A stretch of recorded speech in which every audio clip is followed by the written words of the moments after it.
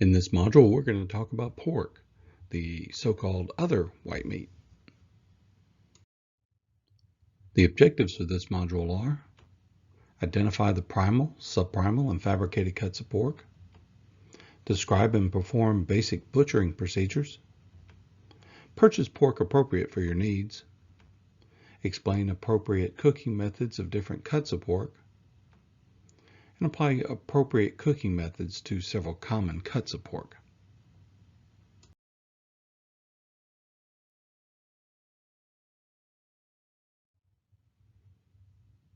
Pork is the meat of hogs usually butchered before they are 1 year old.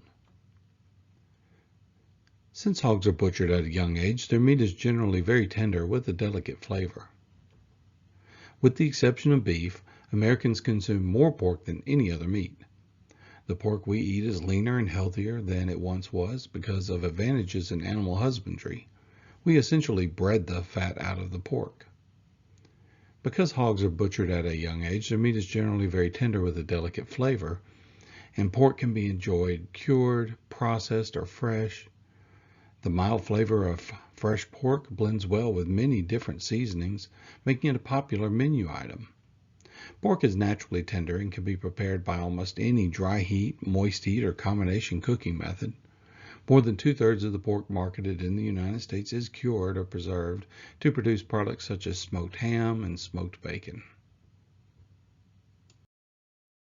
Humans have been eating animals for 2.5 million years. And pigs have been on the planet for over 40 million years, so it's likely that our ancestors were including them as a part of their diet. More than 2 million years spent eating pigs may explain why pork is one of our species' least common food allergies. Humans began domesticating pigs around 9000 BC, and they quickly became the cheapest source of meat that our ancestors could eat. Pigs have less than half the gestation period of cows, produce litters over 10 times the size, grow to slaughter weight in less than half the time, and will eat a diet of just about anything. We can only speculate about why some religions ban their adherents from eating pork, but a pig's diet and behavior are two of my top culprits. Moses and Muhammad famously prohibit their people from eating pork. And these two Abrahamic religions were not alone. Every culture in the ancient Near East forbid their people from sacrificing pigs to their gods, relegating these unclean beasts to converting garbage into fuel for people who couldn't afford more desirable animals. Something that hasn't seemed to change for the past 10,000 years. Despite getting some bad press in some rather famous publications, pork products grew in popularity through the Roman Empire, medieval Europe, and modern schools. Pork cures well in salt and smoke, producing a delicious meat that can be safely stored for future use. Delicious taste and safe storage were incredibly valuable in a time before refrigeration. But I want to know if uncured pork has any value for us in the present day. Modern foods make us think that cheap and delicious are synonymous with bad and unhealthy. But with natural foods, our taste buds are a nutritional compass, pointing us towards the foods that are good for our health. While cuts of pork from the belly are very high in fat and calories, cuts from the loin are actually quite lean, containing as many as 24 grams of protein and just 120 calories. Pork contains every essential amino acid and a wider variety of micronutrients than almost any food that people call super. But pork doesn't have quite as many nutrients as beef, and the fat it does contain has a worse omega-6 to 3 ratio, in some cases getting as high as 30:1. That can be a bit of a problem, considering that a healthy ratio is closer to 1:1, and that's nothing compared to the problems that you'll experience if you don't cook pork to the proper temperature. Ruminant animals like cows and sheep have multiple stomachs to detoxify their foods. Pigs have just one stomach to detoxify the kinds of foods that my industrial plumbing is struggling to handle. Not only do pigs have just one stomach to detoxify foods like these logs,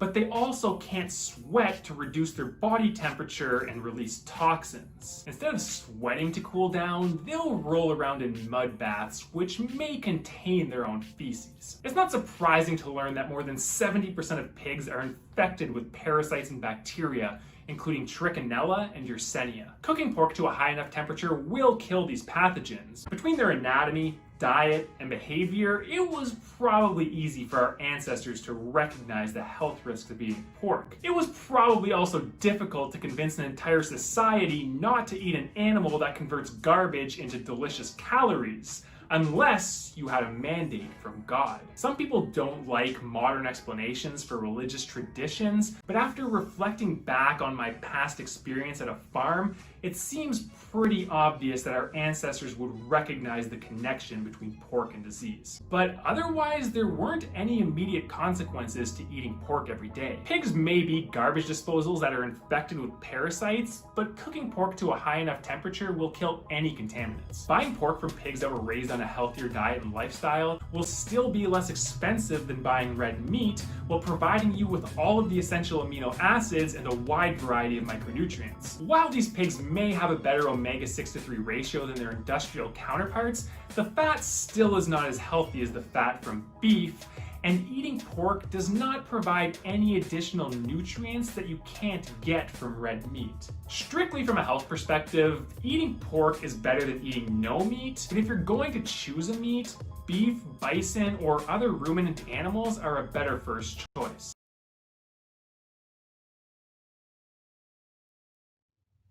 After a hog is slaughtered, it's generally split down the backbone. This divides the carcass into bilateral halves.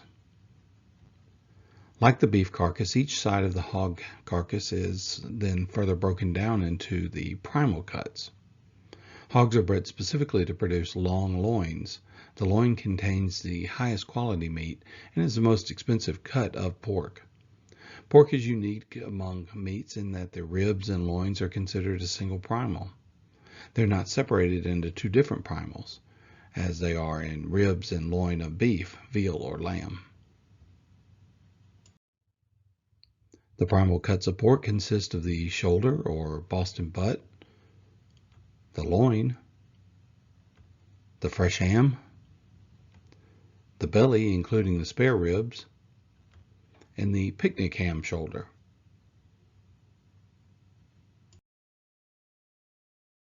The primal pork shoulder is the lower portion of the hog's foreleg, and it accounts for approximately 20% overall of the carcass weight.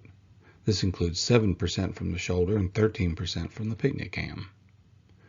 The shoulder contains the arm and the shank bones and has a relatively high ratio of bone to lean meat. Because all pork comes from hogs slaughtered at a young age, the shoulder is tender enough to be cooked by any method. It is, however, one of the leanest cuts of pork with a high percentage of connective tissue that requires long cooking. Pork shoulder is available smoked or fresh. The shoulder is fairly inexpensive, and when purchased fresh, it can be cut into shoulder butt steaks or boned and cut into smaller pieces for sautéing or stewing.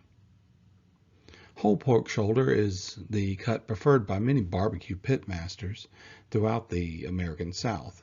Here in Memphis, if you're going to compete in a barbecue competition, particularly Memphis in May, you're going to use the whole shoulder with the Boston butt and the picnic ham attached to each other. The pork foreshank is called the shoulder hock and is almost always smoked. Shoulder hocks are often simmered for long periods of time in soups, stews, and braised dishes to add flavor and richness. When a pork shoulder includes the foreshank, it is referred to as a picnic shoulder or picnic ham. The primal Boston butt is a square cut located just above the primal pork shoulder, and it accounts for approximately 7% of the carcass weight. The Boston butt is very meaty and tender with a good percentage of fat to lean meat. Containing only a small portion of the blade bone, the Boston butt is a good choice when a recipe calls for a solid piece of lean pork.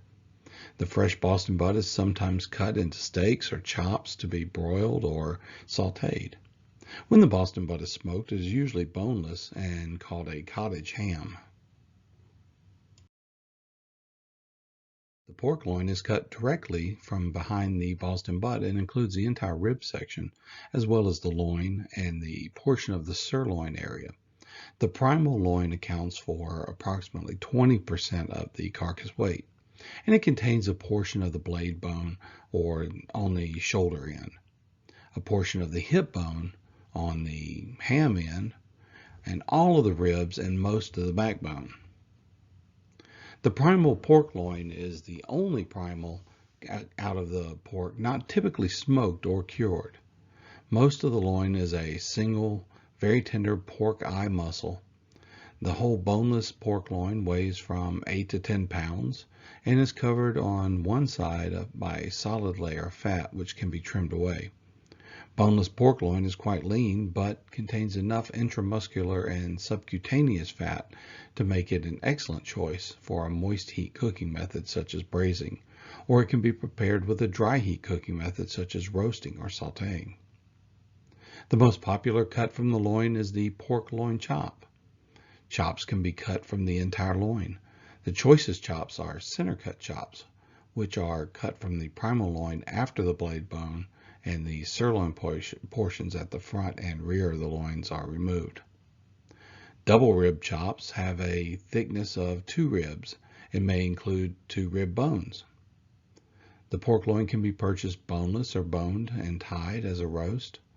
A boneless pork loin is smoked to produce Canadian bacon. The rib bones then trimmed from the loin can be served as a barbecue pork back ribs or baby back ribs. Although smaller than spare ribs, pork back ribs are meatier.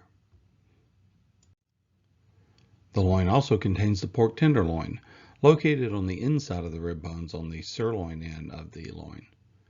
The pork tenderloin is rather small, weighing only between 1 to 1.5 pounds. It is the most tender cut of the pork with a mild flavor. The tenderloin is very versatile and can be trimmed, cut into medallions, and sauteed, or the whole tenderloin can be roasted or braised.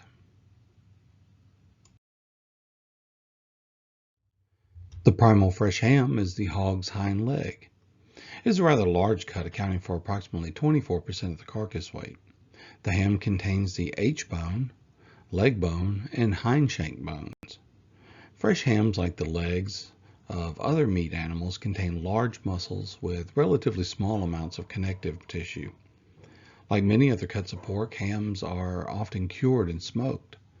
But fresh hams also produce great roasts and can be prepared using almost any cooking method. When cured and smoked, hams are available in a variety of styles. They can be purchased bone-in, shankless, or boneless, and particularly or partially or fully cooked. Fully cooked hams are also available canned. There is a specific ham for nearly every use and desired degree of convenience. The pork belly is located below the loin, accounting for approximately 16% of the carcass weight overall, 12% to the belly and 4% to the spare ribs. It's very fatty with only streaks of lean meat. It contains the spare ribs, which are always separated from the rest of the belly before cooking. Pork spare ribs usually are sold fresh but can be smoked as well.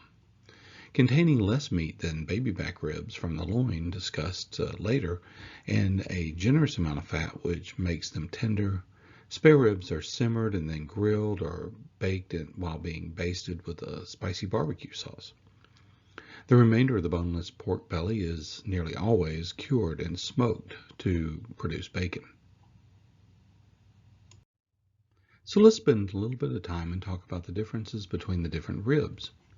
And this is for identification of rib dishes, not necessarily individual ribs. We're not going to count the number of ribs.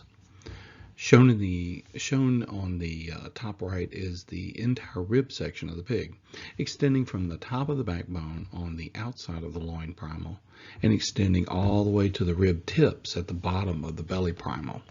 And you can see where it's been separated in 2 pieces, and the top piece is going to be our baby backs and the bottom is going to be our spare ribs. You can also see on the bottom picture where the anatomy is according to the diagram. The top is going to be your baby back ribs.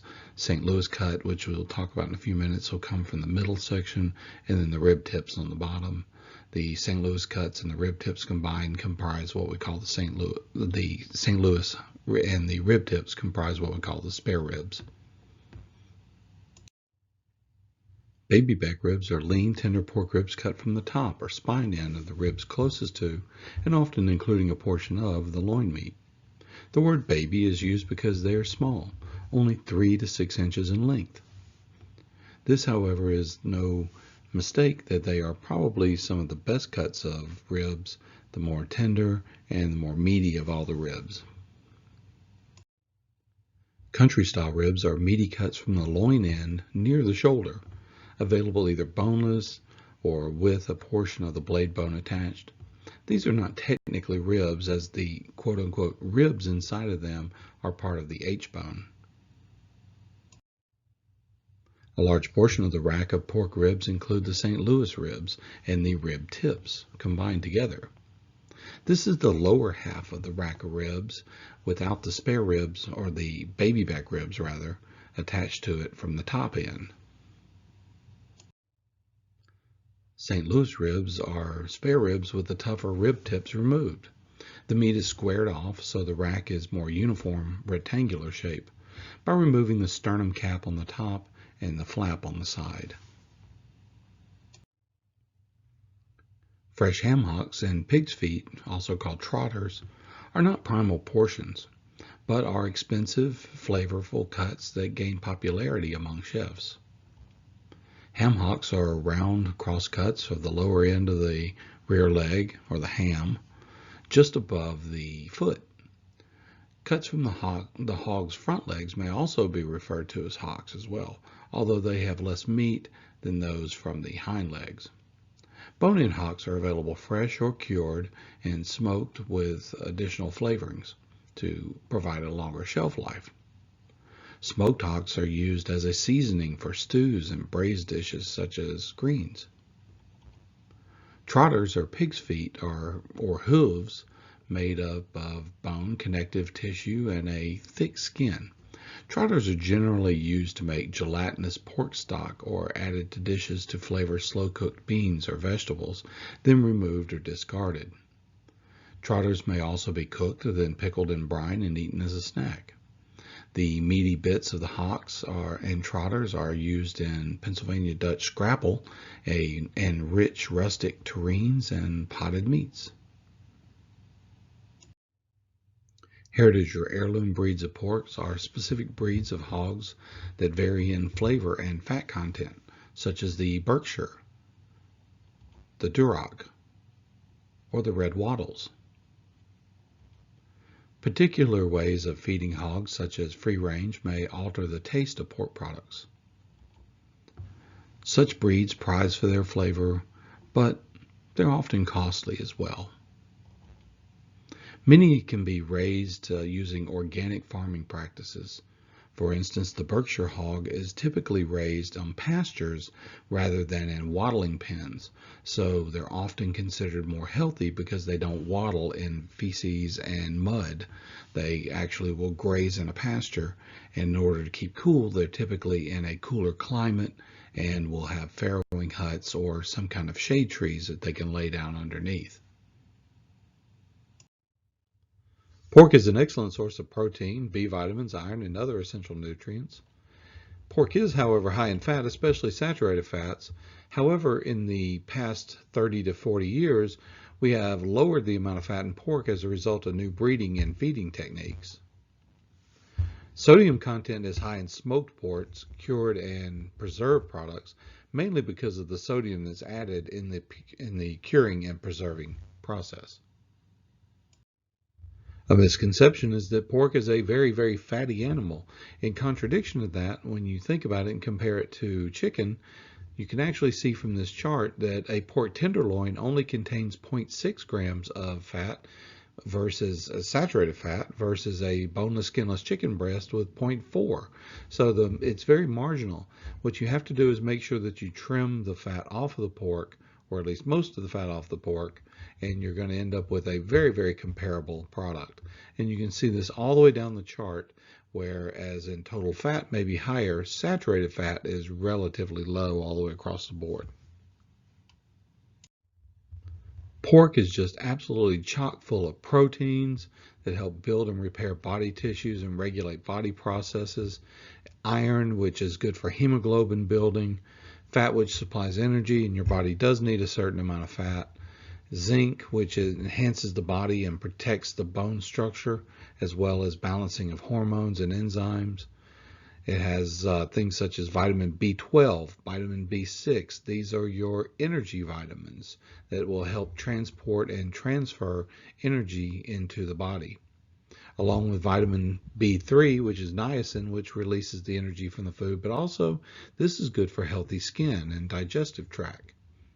And riboflavin and thiamine, all of these vitamins are necessary in a daily supplement you can get just by eating a piece of pork.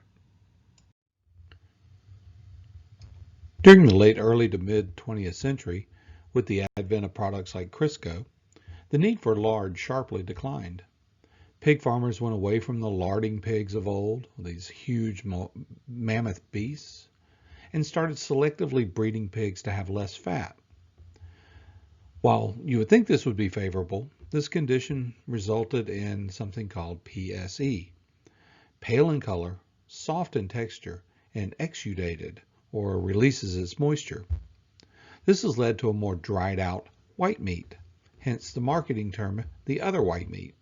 This was generally considered to be a bad idea, and today we find that this piece of meat is dry and it is overly tough because it's let go of most of its moisture.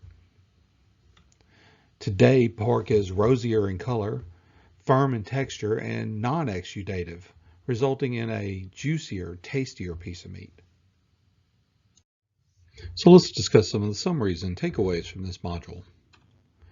Pork is the meat of a hog butchered before they are 1 year old. This is due to the fact that once they become too old like that, typically they're sires or mating for growing new litters. We want to cull them when they're younger so the meat is going to be more tender.